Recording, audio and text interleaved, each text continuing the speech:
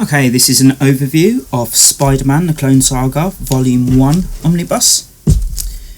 There's a cover by Mark Bagley. Altogether, I believe there will be 4 volumes. There are 2 Clone Sagas.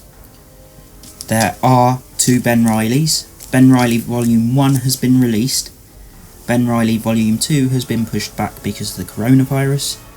But be patient, it will come. And I don't think there will be any more after that. There's all the artwork, and I love these big thick omnis. This is like 1350 pages, and when they do the big omnis, I like having a grid of pages on the back, just to show how much is collected. Collecting Web of Spider-Man, 117 to 125, Amazing Spider-Man, 394 to 401, Spider-Man, 51 to 58, Spectacular Spider-Man, 217 to 224. Bloody hell, this is heavy. Spider-Man Unlimited, 7 to 9, Spider-Man Funeral for an Octopus, 1 to 3, Spider-Man The Clone Journal, and material from Spider-Man Collector's Preview. There's a cover price of $125. This is one of those out of print, out of stock ones at the moment, but it's so popular. I would be very, very shocked if this isn't brought back into print at some point.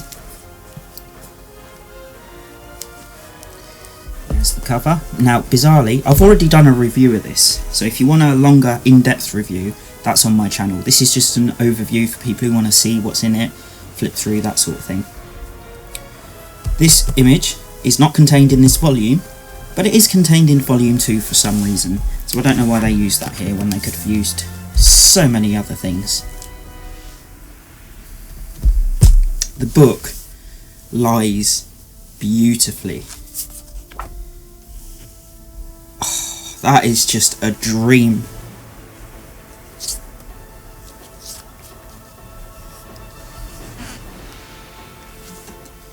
If you get a book that lies like this, with 1300 pages, you're lucky.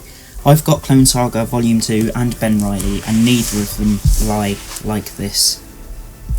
And I wish they did, because this is just perfect.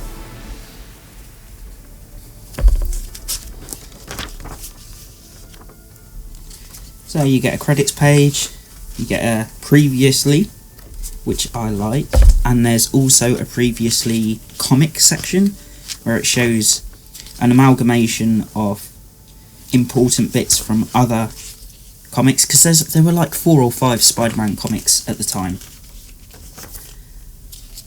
and it collects them all together in this one mini issue, which I think they've just done for the omnibus, but I appreciate it. Now, Peter's life has taken quite a turn at this point. I love that image, because Aunt May's in the hospital from a heart attack or something. MJ's gone away again. Craven, we've had Craven's Last Hunt, where he basically buried Spider-Man alive and took his place. And you end up with Spider-Man meeting the clone, and they call him the Clone a lot. Even Ben himself calls himself a clone, just so often. I really enjoyed this volume. I think there's a good mix of art, I think there's a good mix of stories. There's tons of 3 and 4 part issues. There's the cover, but the cover's been recoloured, and I like the recolouring on the cover. This is quite handy because you get this story that goes back to the original 70s stuff, where Peter fought himself because of a plan laid out by Miles Warren. And this hasn't been this issue, where this originally happened in the 70s, hasn't been collected in an omnibus yet, but you can tell by the numbering it will be in volume 5. as in The Amazing Spider-Man Volume 5. There's Ben Reilly, there's the infamous hoodie. I love Ben Reilly's costumes. Venom. I believe that's Betty Brant.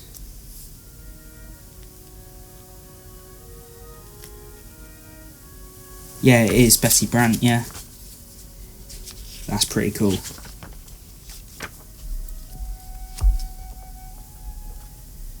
I love that Venom he's still hanging around fucking churches. How is it Venom never meets Daredevil in a church? Somebody answer me that. And there's Ben's, technically it's his second outing as the Scarlet Spider. There's another story in here that's set just before this, but this is his first full costume outing. So if I recall correctly, he just wore the mask in his first outing. And Ben, poor Ben, also stupid Ben, decides it's an injustice that Peter didn't go after Venom and lets him run around New York. So Venom's his first target, and what a mistake that is. Venom kicks the shit out of him. So throughout the story we see Peter in a depressed state, and then he kind of picks himself up with the help of Daredevil, 90s Daredevil. And he comes back by the end of the book, mostly.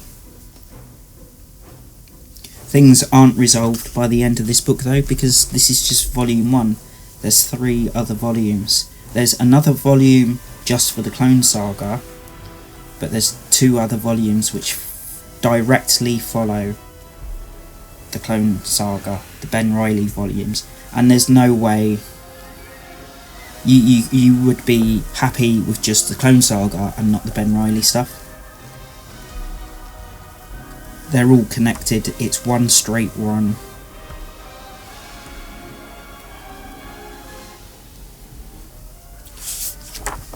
There's Sinkovich.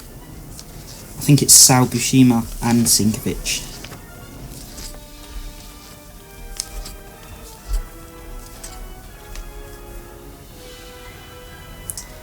Sal Buscema breakdowns, Bill Sinkovich finishes.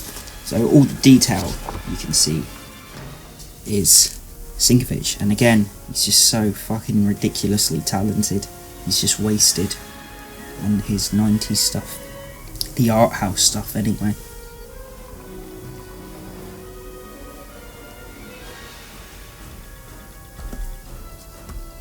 There's so much that goes on in this volume.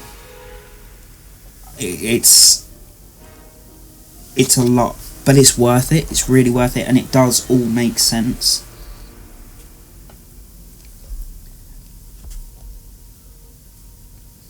I've read this, I haven't read volume 2. I'm really looking forward to reading that. Although by the time I release this video I may have read it. I filmed a couple of videos in one day, and I did that about 3 or 4 days in a row, so I've got like 12 videos done in a couple of days. So if this gets released in like a month after I've filmed it, I may well have read Clone Saga Volume 2 then. Hopefully I will have, because I'll be getting ready for Ben Reilly Volume 2, which I believe has been set back to August. Because X-Men and Miles reprints were supposed to be June, but they've been pushed back to July, and Ben Reilly was July, so that must be August. If you're not sure on the dates, check on Near Mint Conditions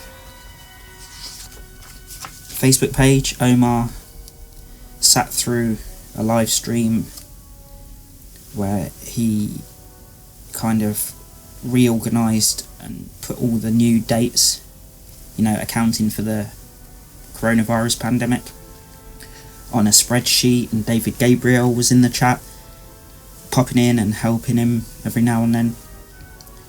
And thank you to Omar for doing that, because I appreciate that. Look at that. That artwork is awesome. That's Bushima's breakdowns, but Sinkovich's detail again.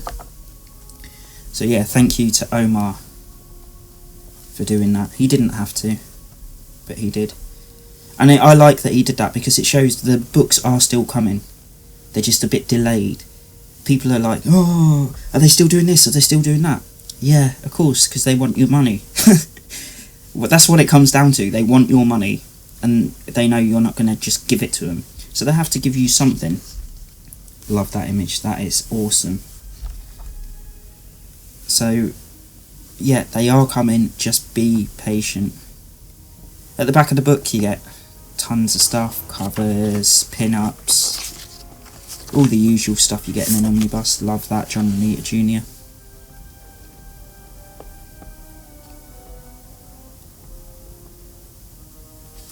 Oh, I remember these hologram covers.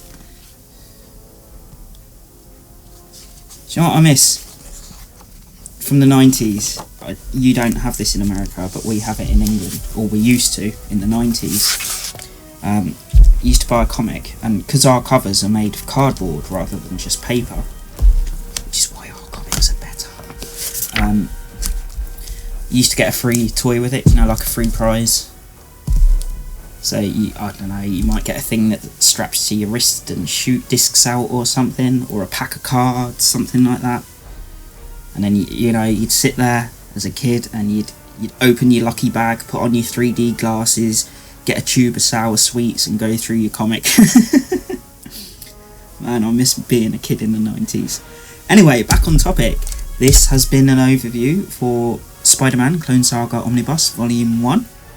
And I will be doing Clone Saga Volume 2 at some point. I hope you enjoyed it.